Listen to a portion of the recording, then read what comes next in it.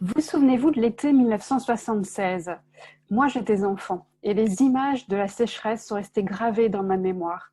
Les sols crevassés, les prairies desséchées, le désespoir des agriculteurs. Depuis, ces phénomènes sont devenus plus fréquents et plus intenses, en France et dans le monde. Selon le Conseil européen de l'Académie des sciences, le nombre de canicules a plus que doublé entre 1980 et 2016, entraînant sécheresse et incendies de forêt. Une étude du WWF et du Boston Consulting Group a montré que le nombre d'incendies a augmenté de 13% entre le premier trimestre 2020 et l'année précédente, qui était déjà une année record en termes de nombre d'incendies.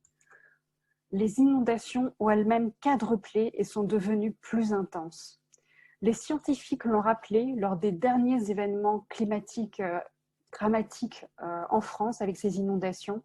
Hormis le changement climatique, il n'y a pas d'autres phénomènes météo ou climat qui puissent expliquer cette tendance sur une période aussi longue.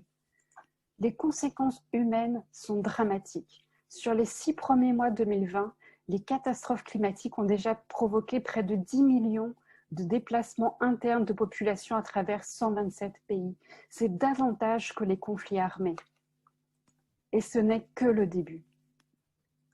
Si on continue comme maintenant, 3,5 milliards de personnes pourraient habiter dans des zones aux conditions climatiques quasi invivables d'ici 50 ans. Près de 20% de la surface terrestre serait confrontée à des températures semblables à celles du Sahara, contre moins de 1% actuellement. Si on continue comme maintenant, la production de céréales va baisser de 2% chaque décennie. Chaque degré supplémentaire, c'est une baisse de 20% de la ressource en eau. L'acidification des océans menace les espèces et diminuera les quantités pêchées. La montée des eaux va pousser des centaines de millions de personnes à quitter leur lieu de vie. Vous le voyez, la baisse de l'accès aux ressources alimentaires, la baisse de l'accès à l'eau, le déplacement de centaines de millions de personnes, tout cela va amener à une hausse des conflits violents. Alors le futur est-il tracé? L'espoir est-il vain? Non. Il est encore temps. Hors de question de se résigner, chaque action compte, chaque demi-degré compte. Un rapport du GIEC sur l'écart entre un réchauffement de 1,5 degré et un réchauffement de 2 degrés a montré justement ces différences. À 1,5 degré, 55 millions de personnes sont touchées en moins par la faim en Afrique par rapport à 2 degrés. À 1,5 degré, on a 73 millions de personnes en moins qui sont touchées par des vagues de chaleur extrême en Europe par rapport à 2 degrés. Pour éviter tout ça, il faut une transformation profonde et rapide de nos modes de production et de consommation. Ça veut dire diviser par 6 notre empreinte carbone. Concrètement, ça veut dire réduire et stopper au plus vite l'usage des énergies fossiles. Ça veut dire se déplacer moins et sans recours à l'essence et au diesel. Ça veut dire avoir des bâtiments bien isolés et ne plus utiliser de fioul et de gaz fossiles pour se chauffer. Ça veut dire rééquilibrer notre régime alimentaire pour diviser par 2 la consommation de produits animaux, viande ou lait, au profit de protéines végétales. Le scénario catastrophe, si on n'agissait pas assez, vous l'avez vu. Mais à quoi ressemble un monde où la transition a réussi? Je vous emmène en 2050. Si la transition a réussi, nous vivons dans un monde plus sain et qui a retrouvé un équilibre. Notre alimentation est plus diversifiée. Nous mangeons davantage de céréales, de légumes secs, de fruits de saison et plus locaux, moins de viande, de produits laitiers, de produits transformés. Les bénéfices pour la santé sont visibles. L'agriculture a évolué pour s'adapter au changement climatique et à la réduction de la ressource en eau. Les produits chimiques, engrais azotés, pesticides sont largement moins utilisés et ont été remplacés par des pratiques plus durables, comme les cultures de légumineuses pour fixer l'azote. L'agriculture a ainsi réduit son impact sur la biodiversité et sur les milieux. L'élevage est moins intensif. Le cheptel bovin est réduit et a retrouvé son niveau de 1980. L'alimentation du bétail est plus locale et les importations de soja ont été fortement réduites et même supprimées depuis longtemps pour celles provenant de zones déforestées. Le prix des productions agricoles rémunère correctement les agriculteurs. Si les produits alimentaires sont plus locaux, c'est le cas également pour beaucoup de biens et de consommation. Le transport de marchandises a donc été réduit et il s'effectue davantage par ferroviaire et fluvial. L'espace a été réaménagé pour donner davantage de place à la marche et au vélo. Les déplacements contraints, comme entre le travail et le domicile, ont été réduits. Les transports collectifs sont davantage utilisés. Les véhicules, trains, camions, bus, voitures fonctionnent maintenant uniquement à partir d'énergies renouvelables, via l'électricité, l'hydrogène ou le biogaz. L'essence et le diesel ne sont plus utilisés. La qualité de l'air a été fortement améliorée et les pics de pollution ont disparu. C'est un impact bénéfique sur les maladies respiratoires.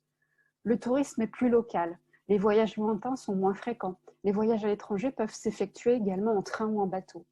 Les liens sociaux se sont renforcés. On passe plus de temps avec ses proches et l'augmentation du temps pour les activités de loisirs favorise les rencontres variées et l'entraide.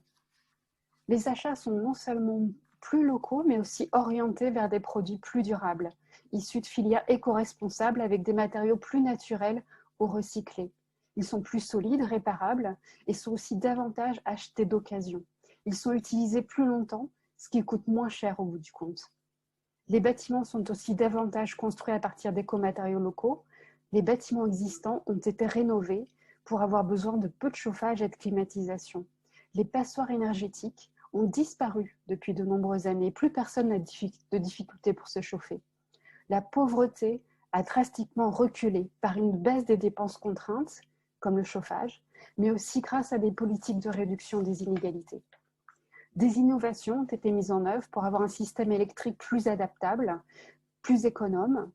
La production d'hydrogène par électrolyse ou le développement des réseaux intelligents ont apporté la flexibilité qui permet de s'appuyer uniquement sur des sources renouvelables.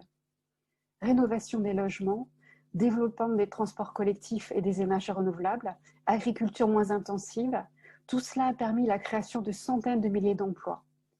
Et si des emplois ont été supprimés dans certains secteurs, les transitions vers les nouveaux métiers, plus nombreux, ont été anticipées et accompagnées au niveau national, régional et dans chaque bassin d'emploi.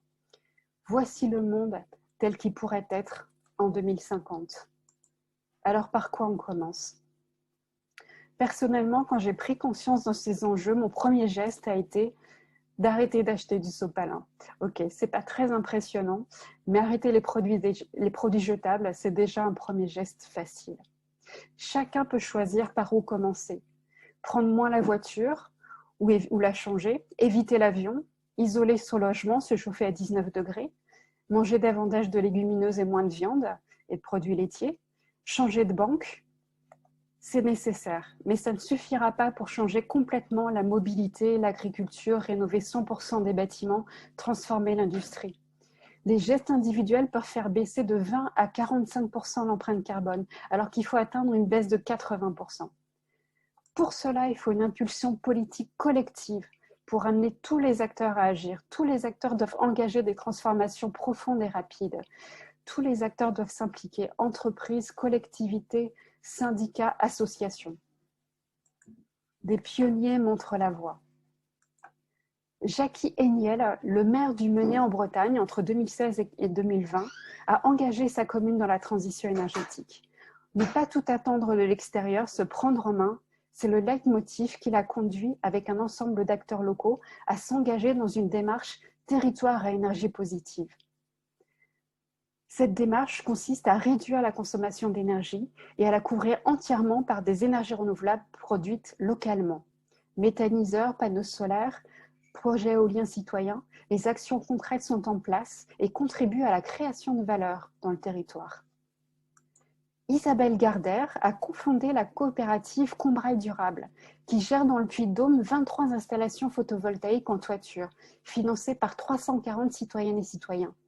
Le projet a démarré il y a 10 ans, avec l'idée d'installer des panneaux solaires sur le toit de l'école du village de Loubera.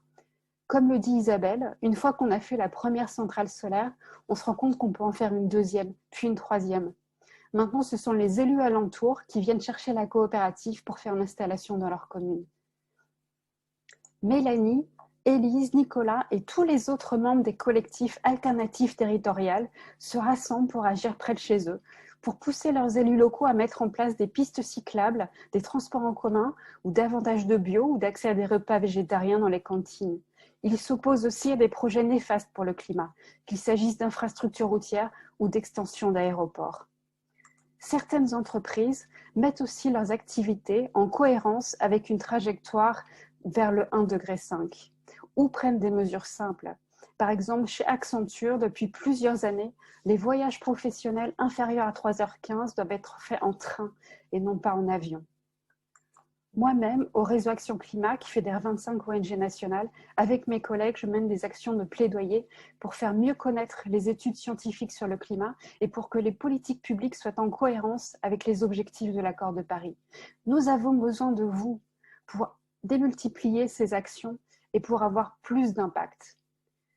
Les études d'opinion le montrent, même en cette période de crise sanitaire, nous sommes nombreux à considérer la situation de l'environnement comme une préoccupation majeure, au même titre que le pouvoir d'achat, l'emploi ou la sécurité. Tous ces enjeux pour lesquels des réponses communes peuvent et doivent être apportées. Pourtant, une forme d'angoisse face à l'ampleur des problèmes, de leurs causes et des solutions nécessaires peut nous paralyser. Passer à l'action est un moyen de transformer l'angoisse en énergie. Ensemble, nous pouvons construire cette voie vers un avenir plus sûr, plus solidaire, plus sain. Agir ensemble, c'est aussi trouver réconfort, partage, soutien, conseil. Croyez-moi, rien n'est perdu. L'humanité, par ses travers, son sentiment de toute puissance, son avidité, son individualisme, met en péril l'environnement qui lui permet de vivre. Mais elle peut aussi trouver en elle les ressources pour construire des sociétés plus résilientes et plus solidaires. Si vous êtes ici, c'est que vous en êtes convaincus. Vous n'êtes pas seul. Le destin du monde est entre nos mains. Devenons acteurs. Citoyens, jeunes et moins jeunes, parents d'élèves, élus, associatifs, entrepreneurs, syndicalistes, sportifs, artistes, rejoignez le mouvement climat. Changez vos actes au quotidien. Optez pour une sobriété heureuse et solidaire. Parlez-en autour de vous, à vos proches, à vos élus, à votre employeur. Ou rejoignez un collectif ou une association près de chez vous, ou l'une des ONG du Réseau Action Climat, parce qu'ensemble, nous serons plus forts pour construire le monde d'après, parce que nous sommes tous ceux qui font demain.